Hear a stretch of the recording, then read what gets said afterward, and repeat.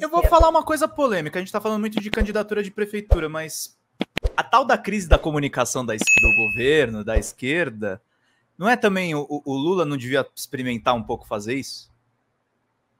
Como assim? Porque Desculpa. a comunicação presidencial, ela também se burocratizou, né? Virou uma coisa assim, a gente ainda vê o presidente Lula, a gente vê ele naqueles discursos de improviso que ele faz, alguns discursos internacionais, que é uma proeza incrível que ele tem, mas assim, primeiro, assim, não tô reclamando, não tô chorando, tô falando que é bom para ele, né?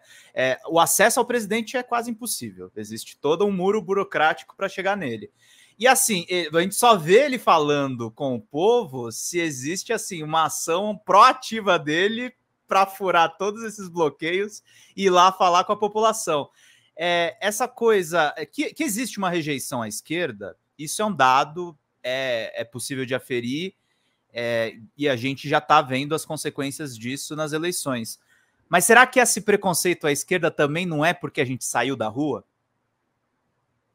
Eu acho que são vários fatores. Eu acho que para responder a primeira pergunta, eu acho que a comunicação do governo ela é totalmente analógica, assim, ela é de outro tempo, de um tempo que não é esse hoje. Ela é de uma coisa que ela faz uma publicidade do governo, né? Até tem publicidade do governo, mas comunicação de fato, assim. E eu acho que é isso. Acho que poderia ter uma parceria com as rádios comunitárias que fizessem, que passassem uma fala do presidente. Eu acho que poderia ter lives, mas lives assim mais, né, descontraídas ou mais menos programadas, como eram aquelas conversas com o presidente que eram péssimas, e que não tiravam o proveito do comunicador que o Lula do improviso. Sim. Porque a gente sempre tem aquele medo do improviso, porque o Lula também é um homem do seu tempo, ou seja, às vezes Sim. ele derrapa em algumas coisas, mas ele comunica melhor que qualquer um desse governo. Ele é o grande comunicador popular desse governo, né? Então, acho Sim. que isso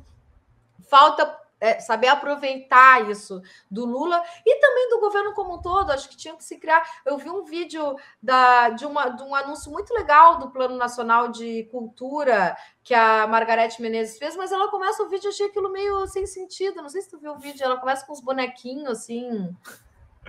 Eu fiquei pensando, gente, sabe? O que esses bonequinhos estão fazendo aí, né? Não, ela começa balançando uns bonequinhos, depois ela baixa os bonequinhos e fala. Eu achei meio, não sei, achei meio infantilizado, achei que não. Eu acho que tentou ser uma coisa descontraída e ficou falso, entendeu? Porque também tem isso, assim, não adianta tu querer fazer uma coisa que não combina. Então, eu acho que isso é uma coisa.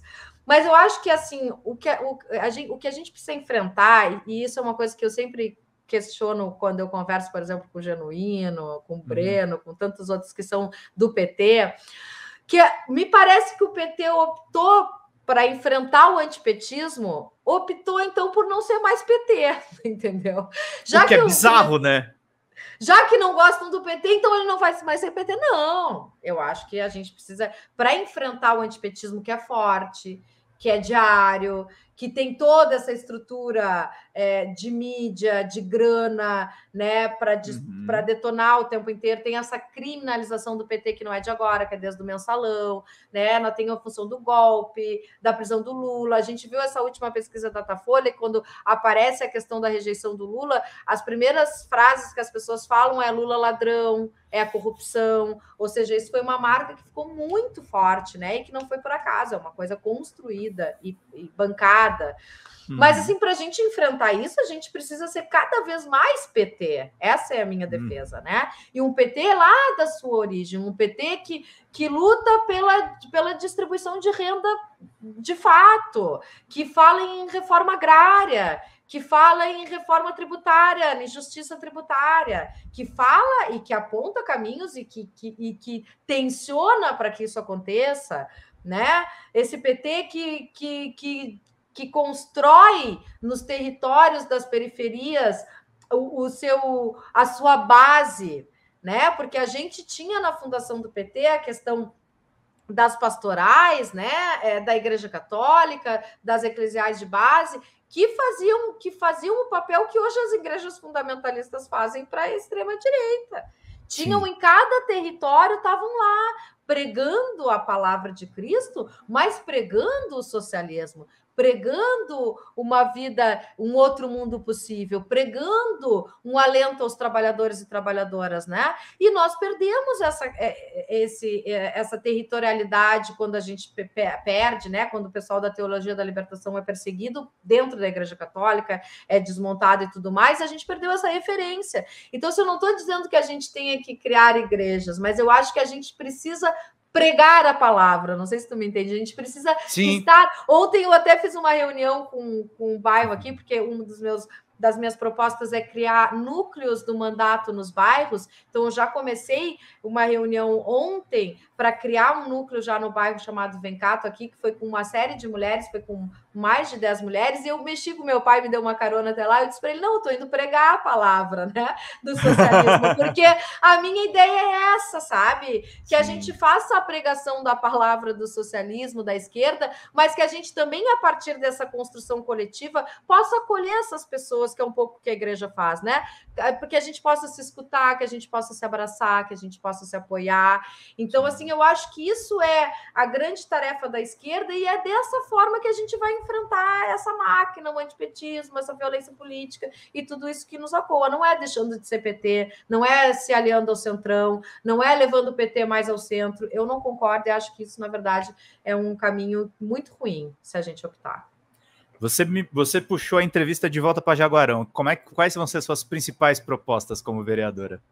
Então, essa é a principal. Eu consegui formar núcleos do mandato nos bairros onde eu trabalhe permanentemente com esses núcleos, né? Onde esses núcleos me tragam pautas do bairro, mas que também eu possa incidir em... Porque, assim, quando a gente é vereador e vereador do interior, Pedro, para situar vocês do que é uma Câmara de Vereadores na cidade de Jaguarão, a gente só tem o subsídio do vereador, que é o salário do vereador. A gente tem um assessor por bancada, ou seja, no PT nós somos 2 vereadores, nós temos um assessor só, e acabou, é essa estrutura, entendeu? Tu não tem dinheiro para fazer uma campanha, tu não tem dinheiro para investir em nenhuma ação do mandato, tu não tem um carro da Câmara de Vereadores para te levar para algum lugar, tu não tem nada. Né? Vai lá e faz. É quase um exercício de fé, né? É quase um exercício de fé. Então, assim, eu quero trabalhar com essas pessoas, mas também mudar a lógica do papel do vereador, porque o que acontece? O vereador de uma cidade de interior fica sendo meio que aquele estafeta de ficar pedindo para o executivo, tá faltando a lâmpada lá da esquina tal, tá sem iluminação, o buraco, porque como tu não tem um recurso para trabalhar o mandato, tu fica meio que levando essas demandas para o executivo, torcendo para que o prefeito te atenda quando tu é de oposição, porque se tu é da oposição não vai te atender, e tu pouco consegue entregar, né? Então eu quero trabalhar uma lógica inversa, eu quero trabalhar o mandato como um potencializador da organização social, da organização dos bairros, quero trabalhar com elas pautas positivas dos bairros, não somente as necessidades, mas o que aquele bairro produz, quais são as potencialidades e como é que o mandato pode incidir nisso, né? E aí eu falei isso numa rádio local e já me chamou uma mulher que trabalha com cursos do Senar, aqui ela é mobilizadora social, então todos os meses tem cursos de formação. Aí eu cheguei lá, elas estavam aprendendo a fazer bonecas de pano, aí elas aprendem a fazer bonecas de pano, elas aprendem a fazer panificação, elas aprendem... Eu falei, olha, o que a gente pode contribuir com o mandato é de conseguir, depois que vocês aprendem esses fazeres, ensinar, né, trazer uma formação de como vocês podem montar um negócio em cima disso, né? Como é que vocês podem comercializar isso, inserir em feiras. Você sabe que esse é um problema que eu tenho aqui na minha cidade, né? Tem um diretório do PT aqui e ele não conversa com a população. E é uma coisa que você é aquele negócio, né? De pegar o limão e fazer limonada, né? Não tem verba, não tem recurso. Vamos usar o que a esquerda tem de melhor, que é o seguinte: você não tem braço, os braços do povo vão te guiando ali para fazer as coisas. Até para você fazer uma reclamação pro prefeito local, tem muito mais força a população ir lá reivindicar do que você sozinha. Exatamente. Então, assim, eu tenho dito... E você não está nem pregando revolta popular, não é nada disso, assim. Não, organização social. E organização social para que as pessoas também se empoderem sobre os seus direitos, entendeu? Quero que as pessoas criem consciência de que tudo que a gente conquistou até hoje foi com luta, que nada aconteceu porque um prefeito deu, porque um presidente deu. Não acontece porque a gente lutou para que as coisas acontecessem, porque os trabalhadores lutaram para que acontecesse. Se hoje a gente fica lá na defesa da democracia, porque teve gente que morreu para que a gente tivesse essa democracia que ainda é falha, que a gente precisa melhorar, mas, entendeu? Foi com sangue, suor que isso aconteceu. Então, que as pessoas também, porque senão a gente fica nessa lógica da democracia representativa, que a cidadania se resume a ir votar, entendeu? E as pessoas votam e vão para casa e que se dane, e reclamam porque a política não dá certo. Então, a gente fazer com que as pessoas sejam parte da política, eu acho que é uma grande tarefa, porque não é fácil, porque despende tempo, dedicação, das pessoas também, porque as pessoas estão cansadas, as pessoas são trabalhadoras precarizadas, elas não têm tempo para toda hora em reunião, e elas te entregam o voto justamente para isso, então, tipo, vai lá e trabalha por mim, porque eu estou cansada de trabalhar por outras coisas. Mas eu acho que construir com as pessoas esses caminhos vai ser a grande sacada do meu mandato. Então, essa é o meu foco principal, sabe? Fala, pessoal da Folha Democrata, aqui é Pedro Zambarda, editor do canal aqui e também do site da Folha Democrata. Estamos em uma nova campanha de Pix, gente. O nosso canal voltou a ser demonetizado, mas nós ainda estamos enfrentando burocracias dentro do YouTube. Então a gente pede para vocês contribuírem no Pix, diretamente no Pix, gente. Faz um depósito lá no nosso Pix, você nem precisa usar o cartão de crédito, você pode fazer o Pix além das nossas metas por live, que é de R$100 no Pix. Vocês podem ajudar em folhademocrata@gmail.com. Essa contribuição no nosso Pix é necessária para pagar o salário dos trabalhadores aqui da Folha Democrata, como o meu salário e o salário também do nosso editor de cortes de vídeo, o Gabriel. Então é necessário a gente fazer essa campanha de arrecadação, gente. Folha Democrata é um canal novo que surgiu nessa era democrática de governo Lula 3 e a gente precisa do seu apoio para continuar fazendo esse trabalho. Gente, muito obrigado pela paciência, pela colaboração de vocês e contribuam. R$20 de Pix, vocês ganham livros aqui no nosso canal, que estão disponíveis aqui. Basta você fazer a sua contribuição e depois mandar e-mail com o pedido de qual dos 3 livros, temos ainda um 4º livro para a gente dar de presente, no folhademocrata@gmail.com ou no pedrozambarda@gmail.com. E quem mandar 80 pilas no Pix ganha um curso de roteiro de comédia com a Xanda Fontes, a nossa sócia. Gente, vida longa e próxima. Vida longa e próspera, gente. Não próxima. Longa e próspera. Cuidem-se, cuidem dos seus. Até mais. Tchau, tchau.